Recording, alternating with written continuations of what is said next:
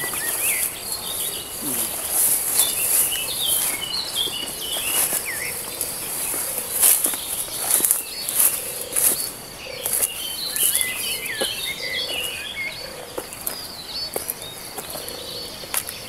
Saudara-saudara, kita berjalan sedang menuju pondokan yang dimana yang membuat pondokan segala mungkin mendekatkan diri kepada Allah Subhanahu Wa Taala, diri mencari jati diri, diri sejati, hati kita sendiri harus kita bersyukur.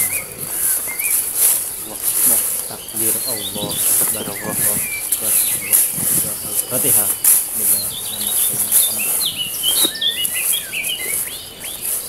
Iya karena berdua ini sama-sama. Wiril maghdubi alaihim waladdallin. Assalamualaikum warahmatullahi wabarakatuh. Alhamdulillahirabbil alamin wa bihi nasta'in ala umuri dunya waddin. Wassalatu wassalamu ala asyrafil mursalin wa ala alihi washabihi ajmain. Amma ba'du. Salawat dan salam semoga tercurahkan kepada junjungan Nabi kita Muhammad sallallahu alaihi wasallam, Rasul pilihan Allah. Kalau Rasulullah sallallahu alaihi wasallam, Rauhu Ibnu Majah, nuwiru buyutakum bi qiraatil Qur'an nadran. Semampu kita, sebisa kita, apa yang kita hafal. Artinya terangilah hati kita dengan membaca Al-Quran nadron, dengan membacanya dilihatnya. Wa idza quri'al Qur'anu fastami'u wa ansitu la'allakum turhamun. Dan ketika ada yang membaca Al-Quran, hendaknya kita mendengarkan.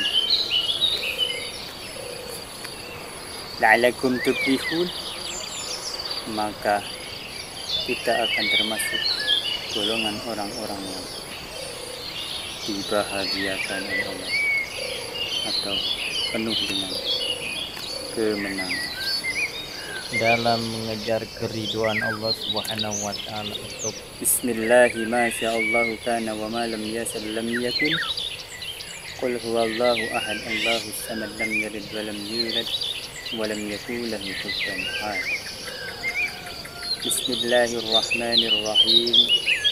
Bismillahi min Sulaiman wa innahu bismillahirrahmanirrahim.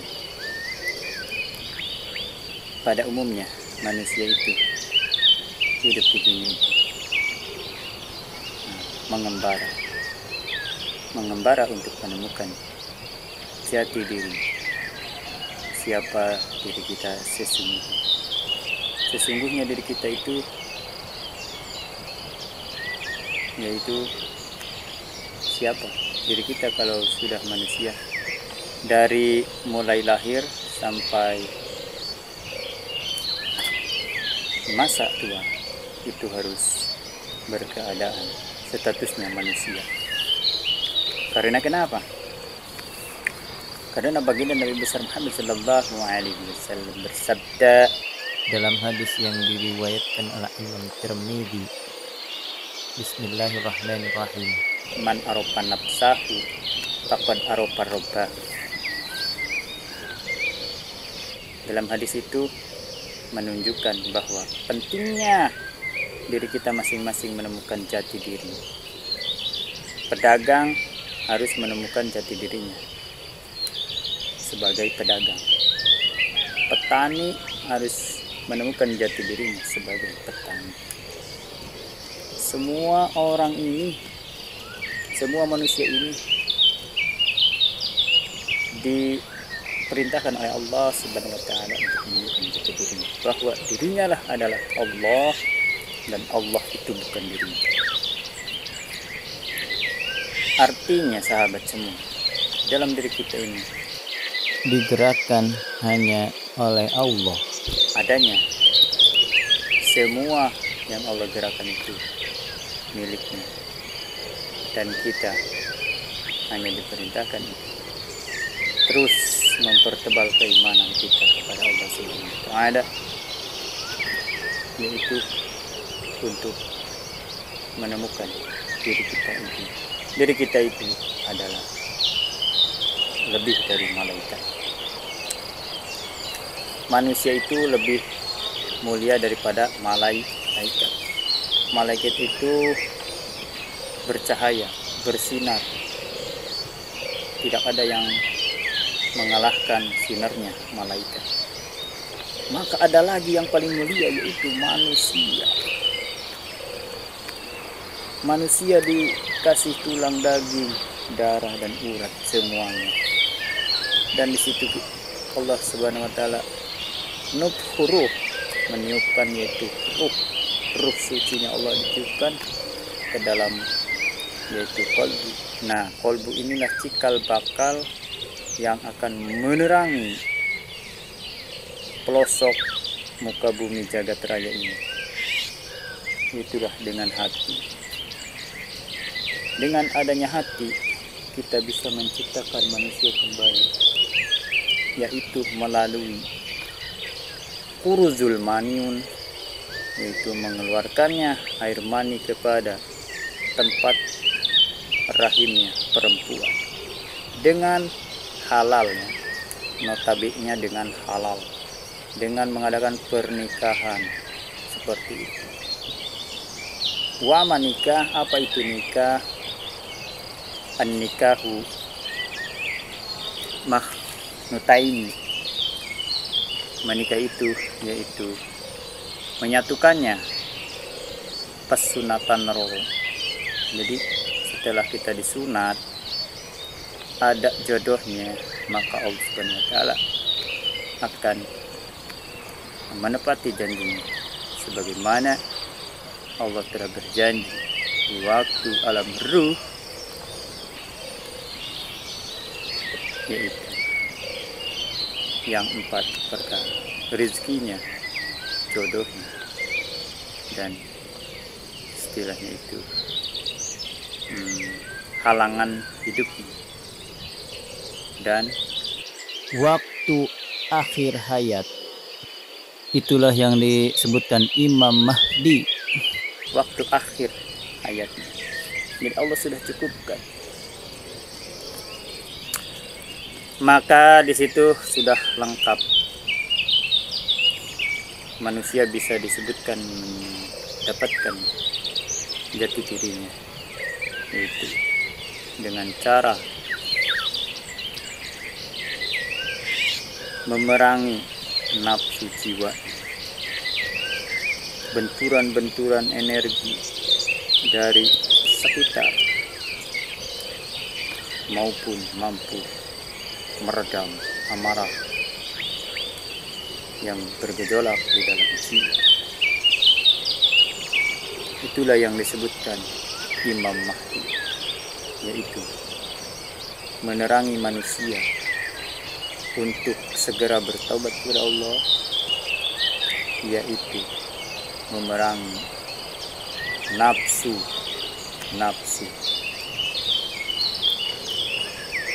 apalagi yaitu nafsu tentang dunia. Nafsu ingin gemerlap dunia, nafsu ingin mempunyai perhiasan banyak, mempunyai kendaraan banyak, mempunyai tanah banyak, mempunyai rumah besar. Nafsu-nafsu duniawilah yang harus kita taubatkan kepada Allah Subhanahu wa taala. Bukan berarti Allah Subhanahu wa taala memberikan kita kekayaan, keberlimpahan di dunia ini adalah sebagian dari ridhonya Allah Subhanahu wa taala. Namun di situ ternyata adalah tipu daya Allah agar kita mempertebal keimanan kita. Bolehlah dikatakan awal masakin turisul faqr. Kemiskinan itu bisa membawa kepada kefakiran, tapi di sini ada miskin, ada dua. Kita harus mengambil kemiskinannya, yaitu kemiskinan yang dibawa hati terus kepada Allah Subhanahu wa taala. Seperti itu. Walqina turisul ada adunub adam tu al-uqab, sedangkan yang kaya raya akan mendekati kepada siksaan yang sangat pedih. Memilih mana?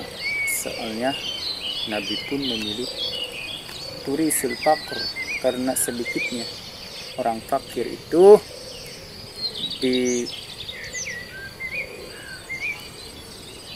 dihisab, sedikitnya orang fakir itu dihisab oleh Allah Subhanahu wa taala dalam urusan dunia. Sedangkan wal ghina, orang-orang yang kaya raya, yang penuh dengan kekayaan, itu mendekatkan banyaknya, dihisab, dihitung kekayaannya, mendapatkannya dari korupsi atau dari maling, menyolong itu. Dan di sini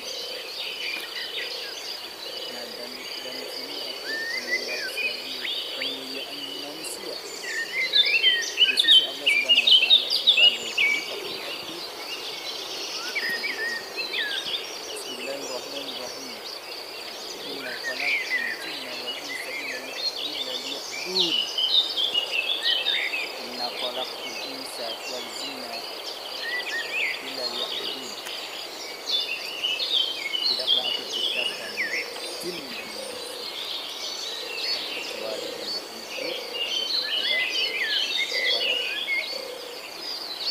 bersujud,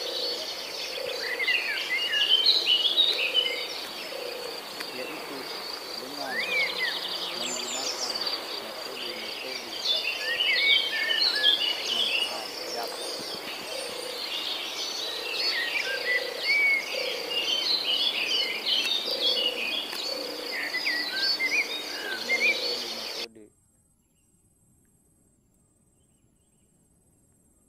Menghadapkan diri kita kepada Sang Maha Pencipta Allah Subhanahu wa taala.